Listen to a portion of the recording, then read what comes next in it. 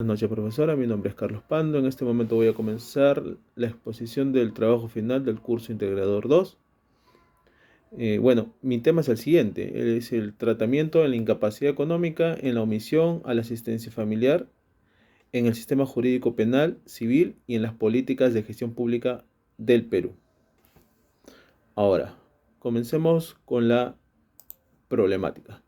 En este caso, lo que estamos abordando es cómo estas instancias tratan la incapacidad económica eh, para el obligado, para la persona que tiene que dar asistencia familiar a un menor. En este caso, esto comienza con un caso en específico que proviene de una casación. Es referente a la casación del señor Julio César Velázquez Hato, el cual fue condenado por el delito de omisión a la asistencia familiar, en agravio de su menor hija, por no cumplir con el pago de una pensión de alimentos fijada judicialmente. Y bueno, en este caso el monto fue liquidado por la acumulación de no pagos de la persona y fue requerido formalmente mientras el sentenciado ya se encontraba en un penal. Esa es la circunstancia, que no tenía la capacidad, propiamente dicho, la capacidad material de realizar el pago por las circunstancias en las que se encontraba. Ahora, ¿cuál es lo que, la importancia jurídica de este caso, ¿no? En este caso se reafirma la necesidad de probar el elemento subjetivo del dolo en los delitos de omisión a la asistencia familiar. La Corte enfatiza en la casación que no se puede condenar por no pagar dinero sin comprobar que el acusado tenía capacidad económica real para hacerlo, especialmente si está privado de la libertad. Ese es el meollo del asunto. Ahora, vamos a ver el tema de las diapositivas. Estoy haciendo a la par porque no tengo la cámara disponible para hacerlo en forma simultánea. Como le indicaba, en este caso la realidad problemática se refiere a este punto, ¿no? El tratamiento de la incapacidad económica. En el Perú, bueno, muchos procesos por omisión a la asistencia familiar penalizan a deudores alimentarios sin considerar si realmente tienen capacidad económica para cumplir. Esta falta de diferenciación entre dolo e imposibilidad real ocasiona que personas sin medios reales sean sancionadas, vulnerando sus derechos fundamentales. Además, existe poca articulación entre el ámbito penal, civil y las políticas de gestión pública. Para abordar esa problemática con proporcionalidad y eficacia. Uno de los problemas que está ocasionando esto, si bien son personas, la gran mayoría, que no cumplen con el pago de estas obligaciones, está ocasionando que un pequeño grupo que tal vez no tenga los medios por ciertas circunstancias, también estén incluidas en este grupo. Y adicionalmente se está ocasionando el tema de hacinamiento penitenciario, debido a que muchas de estas medidas no tienen filtros por cuestiones que vamos a ver más adelante, ¿no? Bueno, el planteamiento del problema. ¿Cómo debe el sistema jurídico penal civil y las circunstancias de gestión pública en el Perú diferenciar entre la incapacidad económica y la falta de voluntad de un deudor alimentario para garantizar el cumplimiento del derecho de alimentos de los menores sin vulnerar derechos fundamentales del obligado? Este es nuestro planteamiento general, nuestra pregunta general. Ahora, referente a las preguntas específicas abordando el tema penal, civil y gestión pública, tenemos las siguientes. ¿Qué criterios se aplica en el sistema penal peruano para determinar si el cumplimiento constituye dolo o incapacidad económica no punible? ¿Cómo influye la evaluación de la capacidad económica en en la determinación, modificación y ejecución de pensiones en el ámbito civil?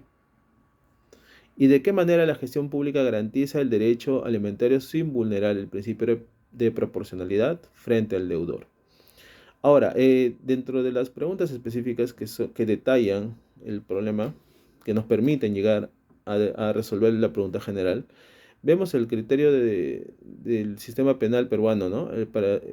Que el problema es este criterio que tiene, para determinar si el cumplimiento constituye dolo o incapacidad económica no punible.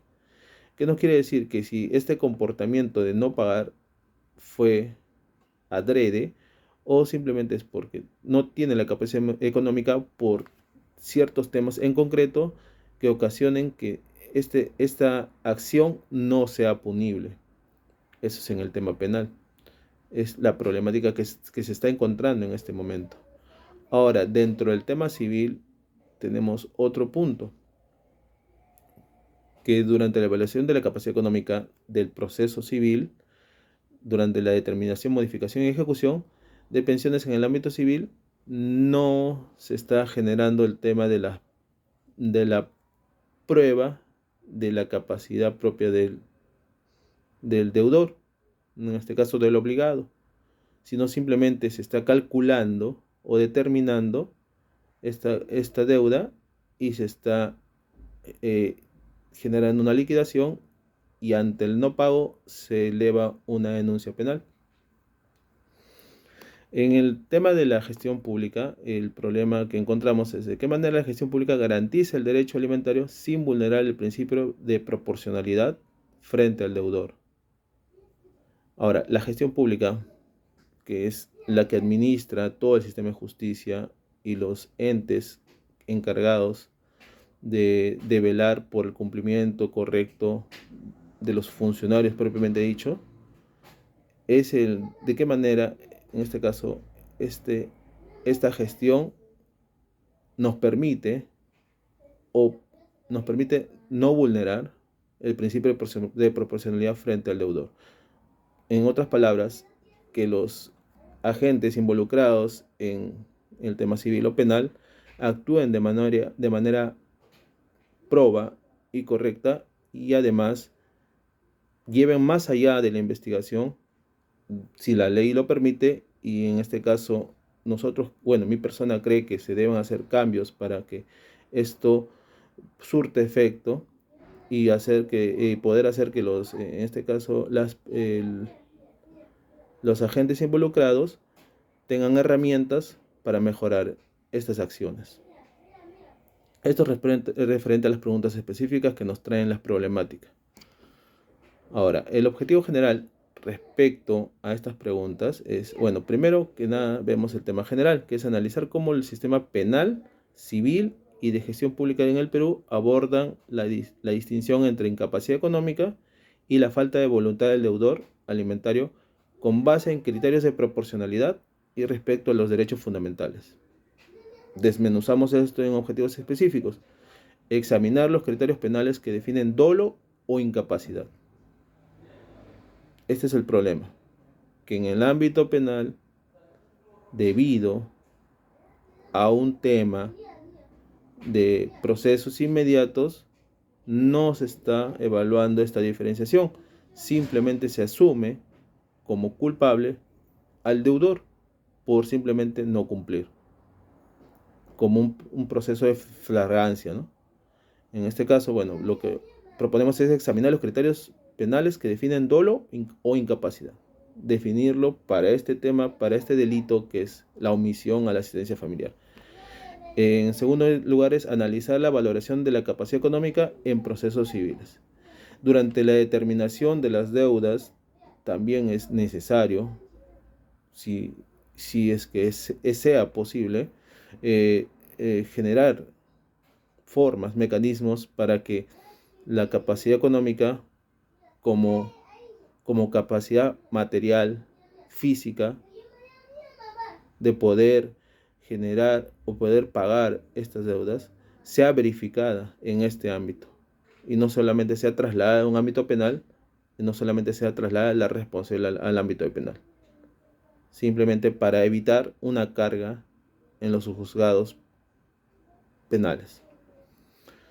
Ahora, como tercer objetivo específico, tenemos evaluar los mecanismos de gestión pública para asegurar el derecho alimentario sin vulnerar derechos del deudor.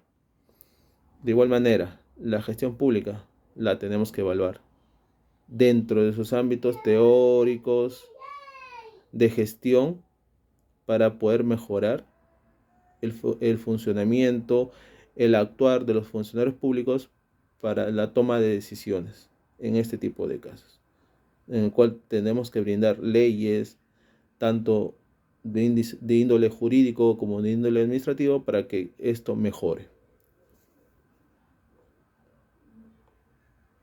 Ahora, para el marco teórico tenemos un tratamiento, tenemos 3 capítulos para evaluar esto, que es el tratamiento penal de la omisión y el dolo frente a la incapacidad, para evaluar y poder llegar a una conclusión respecto al ámbito penal, al tratamiento del ámbito penal que se está dando actualmente. En este sentido, el marco teórico podemos ver temas como la identificación del sistema jurídico penal peruano, el delito de omisión a la asistencia familiar, detallarlo, lo hemos detallado. Bueno, en este caso también de definir el bien jurídico protegido, la tipicidad objetiva, la tipicidad subjetiva, donde en este caso, en el ámbito penal, es lo determinante para poder analizar este caso. Elementos de la tipicidad subjetiva, debido a que lo que estamos analizando es el dolo en este caso, y el análisis del problema jurídico. Y bueno, como punto importante, el problema del proceso inmediato, que es el que está llevando a toda esta situación, y poder solucionarlo o por lo menos analizarlo y brindar propuestas para una mejora. Ahora, en el tema civil tenemos en el marco teórico tenemos el interés superior del niño como política, como directriz para la toma de decisiones en el ámbito civil, la capacidad económica del deudor, obviamente que acá solamente se está viendo el tema económico y no como mecanismos para verificar si tiene la posibilidad física de realizar este pago o no, por circunstancias que pueda presentar el deudor. Principios fundamentales del derecho civil, los definimos para poder llegar a una conclusión. Ahora, en el tema de la gestión pública, definimos lo que es las políticas públicas, los dispositivos legales y jurídicos como formas de políticas públicas, y los dispositivos administrativos. Y también vemos o analizamos la gestión pública como instrumento de garantía del derecho, para poder analizar cómo debemos tratar tanto en el ámbito civil y penal, para poder tener una sentencia justa, garantista, pero a la vez dirigida hacia el propósito principal, que es el pago en este caso, de los intereses del menor, dirigidos por el interés superior del niño, pero en forma proporcional con los derechos fundamentales del deudor.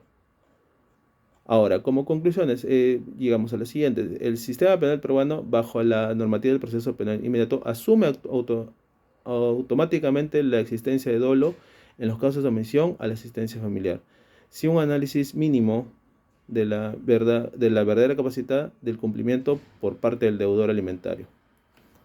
Un ratito, se me está descargando.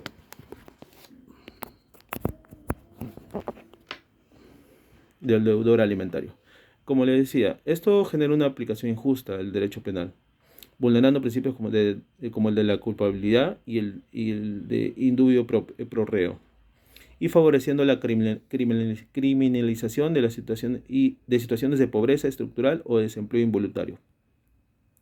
Ahora, en el ámbito civil, la evaluación de la capacidad económica del deudor alimentario no siempre se articula adecuadamente con los procesos penales, debido a que no repara en la capacidad material económica del obligado, y solo se limita al cálculo de la deuda.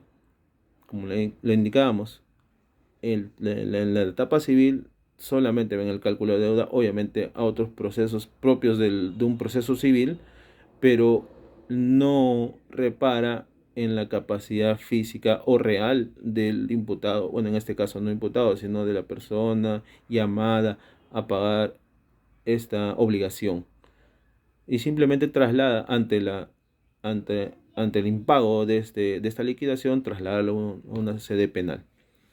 Bueno, en este caso, como tercera conclusión, las políticas de gestión pública no han desarrollado mecanismos eficaces para diferenciar el incumplimiento doloso y la imposibilidad económica real, propiamente dicho, como comportamiento del funcionario.